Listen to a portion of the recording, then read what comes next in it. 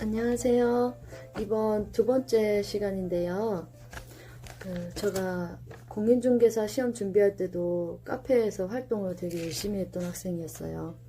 사람들하고도 정말 정이 많이 들었거든요. 댓글 달아주는 거, 그런 재미, 그리고 댓글 달려있는 거, 남들이 달려있는 거, 달아주는 거, 그런 거 읽고, 나도 그 학습하는 그런 재미? 그게 좋았거든요, 저는. 많은 도움이 됐었어요. 그리고 끝까지 갈 수 있었던 그런 계기도 된 것 같아요. 그래서 저도 도움을 많이 드리고 싶은데, 이제 영상의 분량도 만만치 않고, 그리고 편집하는데도 어렵더라고요. 처음 시작하시는 분들을 위한 영상인데요. 이제 공인중개사 시험은 1차와 2차로 나뉘어져 있고 1년에 한 번 같은 날 시행을 해요. 그리고 최종 합격을 위해서 1차와 2차 모두 합격해야 하고 1차는 민법과 부동산학개론, 민법은 40문항 총 100점, 부동산학개론도 40문항 총 100점, 2차는 공인중개사법령 및 실무, 공법, 공시법, 세법 이렇게 4과목인데 공인중개사법령 및 실무는 40문항 총 100점, 공법은 40문항 총 100점, 공시법과 세법은 그 2과목이 하나로 한 과목으로 합쳐져서 출제되는데요. 공시법은 24문항 총 60점, 세법은 16문항 총 40점이에요. 40문제당에서 한 문제당 2.5점이고 그리고 우리 시험은 평균 60점만 넘기면 되는 시험이에요. 그리고 아직은 절대평가 시험이어서 경쟁구도가 아니어서 혼자 싸워나가야 되는데요. 에듀윌을 학생들이 많은 곳에 가입해가지고 더 친근하고 이렇게 가족 같은 분위기로 정말 공부했던 것 같아요. 정말 그분들 너무 보고 싶고 너무 좋아요. 그리고 에듀윌 합격 앱이라고 하는 게 있는데 그거는 이제 기출문제 위주로 된 그 OX 같은 거거든요. 그 OX 보면은 잠들기 전에 이제 한 번 더 점검한다는 생각으로 보면 굉장히 도움이 많이 되고 그게 아니라면 이제 OX라는 그 기출 문제지 10개년치가 있어요. 그거를 처음부터 쭉 보면서 이제 그 한쪽에는 그 문제가 있고 이쪽 오른쪽에는 답이 있어요. 그래서 답 부분을 이제 가리면서 보면서 하는 건데 저는 답 부분에다가 다 색칠 공부를 많이 했거든요. 이게 왜냐면 다시 한번 볼 때 색칠해 놓은 거 보면서 제가 내용이나 이런 그 문맥들 보면서 약간 빨간색, 파란색 이렇게 색깔이 내용하고 연관되게 색칠을 해놔가지고 다시 한번 볼 때 이렇게 도움이 됐어요. 제 방식대로 하는 방법인데 계속 반복해야 되는데 처음부터 그냥 막 칠하거나 대충 칠하거나 지저분하게 칠하면은 자로 대고 이렇게 꼿꼿하게 색칠했는데 그렇게 색칠 안 하면은 다시 볼 때 짜증 나잖아요. 다 찢어버리고 싶고 아니면은 막 지저분하고. 그래서 저는 굉장히 정성스럽게 색칠 공부를 했어요. 그리고 합격하고 나눔을 해드렸어요. 그냥 드렸어요. 근데 정말 좀 내 자식을 보내는 그런 기분이 들어요. 그 책이. 그리고 1차 때는 부동산학개론하고 민법은 기초, 기본, 심화 과정을 동영상은 전부 다 들었어요. 그리고 2차는 거의 안 들었어요. 왜냐면 들어도 이거 뭔가 암기 코드 만들어가지고 내 방식대로 해야 되겠다. 이건 무슨 이해 과목이라기보다는 등기법 같은 경우는 이제 이해가 필요하죠. 근데 이건 정말 아니다. 내가 강의 듣는 데다가 시간을 너무 낭비하면 안 되겠다. 그렇게 처음부터 끝까지 전체 내용을 다 달달달 외울 순 없어요. 그냥 완벽하게 막 토시 하나 안 틀리고 할 순 없어요. 그러니까 자기만의 암기 코드, 뭐 앞글자 따서 문장을 만들어서 전체 내용이 이어지게 만드는 것도 좋고, 그리고 그런 부분은 제가 나중에 조금씩 깨알같이 제가 그 직접 디자인해서 만든 거기 때문에 제가 이따가 또 알려드리고, 그리고 제가 작업하면서 이렇게 조금씩 알려드릴게요. 도움되었으면 좋겠고, 그리고 부동산학계로는 용어의 뜻을 정확히 이해해야 돼요. 그 사회과학 이론은 용어 정리로 시작하고 용어 정리로 끝난다고 해도 과언이 아니거든요. 처음에 이제 다소 용어가 이해하기 어렵더라도 정확하게 이해하기 위해서 노력하셔야 돼요. 그리고 지속적이고 반복적으로 학습해야 돼요. 부동산학은 사회과학이며 응용과학이고 부동산과 관련된 이론을 배우는 과목이고, 이러한 사회과학의 이론 과목을 짧은 수험 기간에 이해하기 위해선 지속적이고 반복적인 학습이 중요하거든요. 부동산학의 체계를 이해하라. 시험 과목으로 부동산학계론 효율적으로 공부하는 방법 중 하나는 과목의 체계를 이해하는 거예요. 그 시험이 전 범위에 걸쳐서 고르게 출제되고 있고, 부동산학의 체계를 이해하고 각 부분을 정확하게 이해하는 것이 저는 합격의 지름길이라고 생각하거든요. 그리고 최근 10년간 부동산학계론 기출문제를 분석해보면 부동산학 강론이 약 75.5%로 가장 많은 출제 비율을 차지하고 있거든요. 그리고 이제 부동산 감정평가로는 16.5% 정도인데, 이거를 버리시기보다는 이렇게 버리라는 분도 계시는데 그 부분에서 은근히 나오거든요. 그 부분이 조금 외울 때 좀 생소하고 힘든데 그 부분이 또 쉬운 부분도 있어요. 그 부분을 버리지 말고 뒷부분도 가져가셔야 돼요. 그래야지 전체적으로 뭐 계산 문제가 좀 안 돼가지고 뭐 포기하게 됐을 때는 이제 그 부분이 뒷부분이 많이 도움되거든요. 계산 문제 포기할 거면 뒷부분은 공부하셔야 되고, 그리고 민법. 민법은 크게 민법 총칙, 물권법, 채권법, 가족법으로 구성되어 있는데, 민법 시험은 민법 총칙에서 일부 물권법이 대다수 이제 채권법 즉 계약법의 일부가 출제되는 범위예요.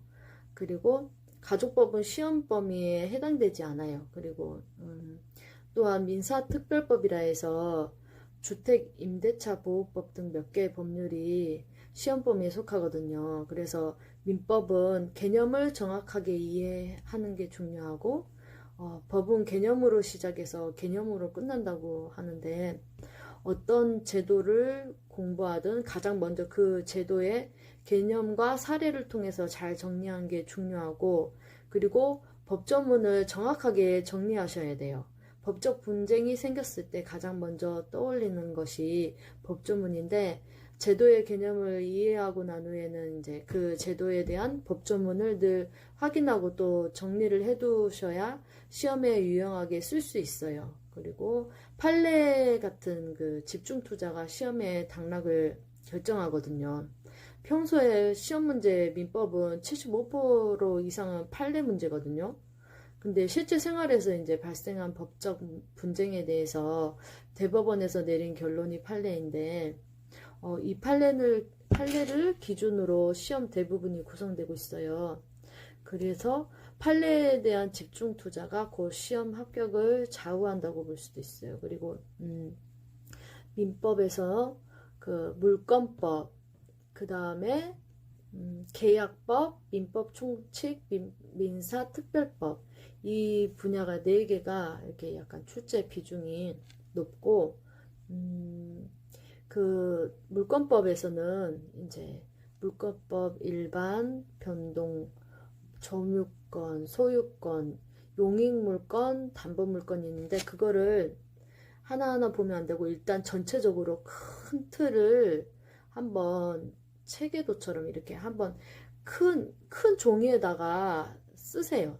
쓴 다음에 거기에 부수적이게 들어가는 그런 것들 있죠. 그런 내용들을 제가 이렇게 자기의 노트를 만들어야 돼요. 그래서 이제 노트를 쓰실 때 전부 내가 이렇게 한번 처음 보고 이제 기록할 때 있죠.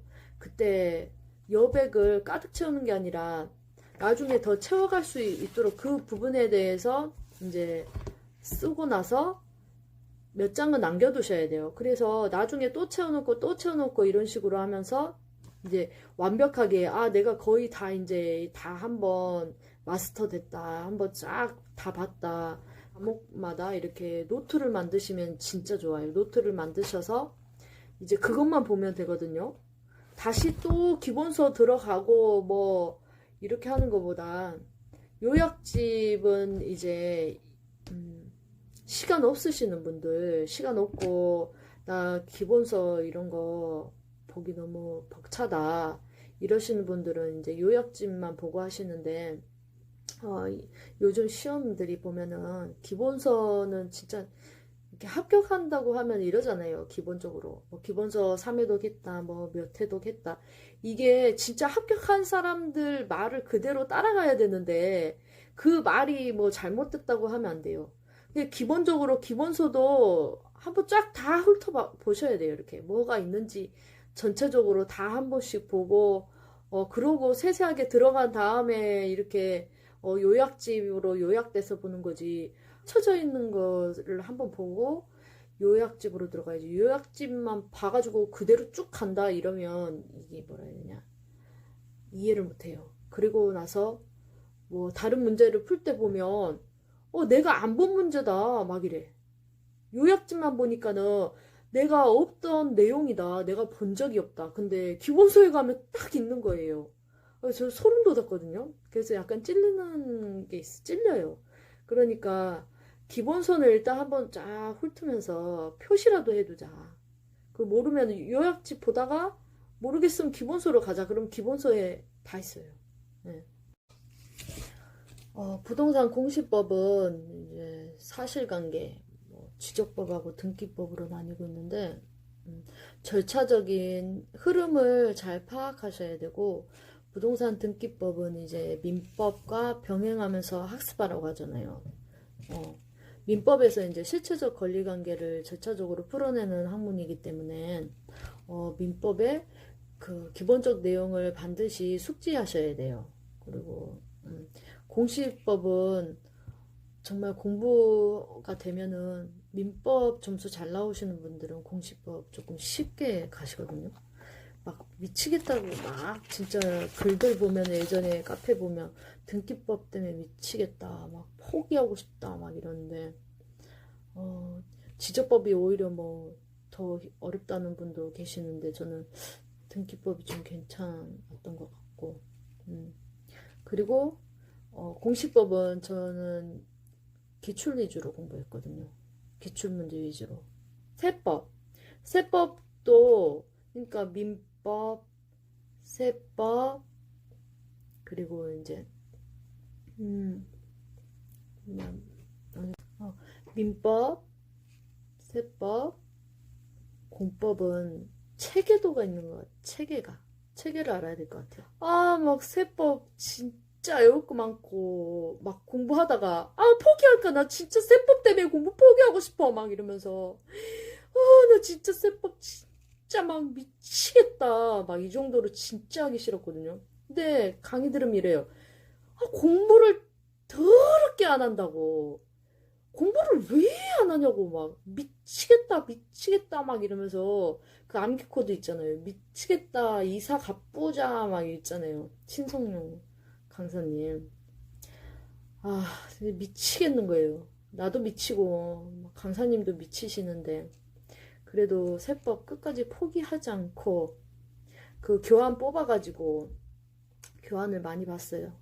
그리고 제가 이따가 띄워드릴 건데, 이제 거기 나온 것처럼 저는 전체적으로 한번 딱 저가 그렸어요. 그냥 누가 알려준 거 없이 그냥 저가 알아낸 방법으로 한번 전체적으로 한번 써봤어요. 그리고 거기에 살을 넣어가는 것처럼 해가지고 그 뒷면도 그 취보 양 이렇게 취득 보유 양도 해가지고 뒷장 또 거기에 알맞게 내용 쓰고 A4 용지로 호치키스 박아가지고 이렇게 다 적었어요. 일단 처음에 한눈에 보기 쉽게 일단 해놓고 거기다가 다 넣을 순 없어요. 아니 세법을 한 장에다가 한 장으로 만든다는 게 그게 말이 안 돼요. 예. 그냥 그런 거 말 듣지 마시고 세법 양 장난 아니거든요. 네, 그런 한 장으로 압축했네 이런 말 절대 듣지 마시고 한 장 가지고 되지도 않거든요. 자기 전에 항상 10번씩 외치세요. 나는 합격한다고. 합격 이렇게 신념을 가지고 합격한다고 하면 진짜 여러분 꼭 합격하실 수 있을 것 같아요. 꼭 반드시 합격했으면 좋겠어요. 제 소원이에요. 네. 다음에 또 만났으면 좋겠습니다.